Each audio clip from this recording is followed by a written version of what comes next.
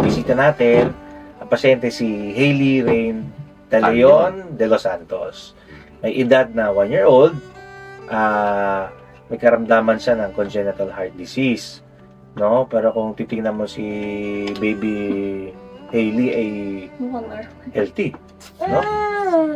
Meron siya, Kabante Paolo, meron siyang congenital heart disease. Single ventricle.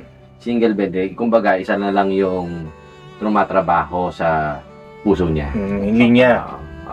Pagkapanganak pa lang ba, napansin mo na may kakaiba doon sa... Actually, hindi po kasi nga, di ba, kaya po nung nakikita niyo, mukha talaga siyang normal. Nung nilabas ko siya, hindi rin siya mukhang blue baby. Kaya hindi talaga po ako nag-iisip na may sakit siya. Tapos nung first check-up niya sa pidya niya, narinig po na may heart murmur. Nung unang araw pa lang na pinanganak siya, kasi syempre, di ba sa ospital, sinicheck na siya ng pedya. Narinig na po yung hindi lang niya sinabi sa akin. Nag-2D echo siya. So, sabi nung doktor, kailangan na daw, operahan, one month. Wala rin kaming, syempre, ang kailangan din daw na pera, maghanda daw kami 800,000. Sa kami kawawa ng gano'n. Tapos sabi, iba yung diagnosis sa kanya nung una.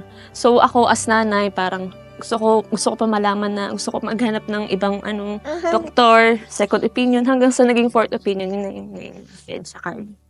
Ano naman po kayo na padpad dito sa aming... Sa FB po. Makulit po kasi ako. Lagi po, tutusin po nung March pa po ako nag-message. Tapos kinukulit ko lang po talaga na kinukulit yung page nyo. Kasi lagi po ako naghahanap ng mga emails. Marami po akong sinisend. Hindi po kasi ako makapag-walk-in gawa nito. Kaya puro email. Nakita ko po yung nag-try lang po ako sa programa ninyo. Ayun, sumasagot naman po. Tapos natabunan lang yung message kaya medyo tumagal po. Pero yun, at least, worth it no. Hindi nabigo. Opo, hindi nabigo. Dito na kayo. Okay. Anong partner yan? Magiging ating solusyon. Kaya baby. Siguro, Mami Clos, dahil na-discover mo, dasal ka sa ating Panginoon, nag-usap kayong mag-asawa, siguro naman, hindi naman siguro lingid sa kalaman mo na nanonood ka ng social media ng Ako Bicol sa Abante Radio. Maraming.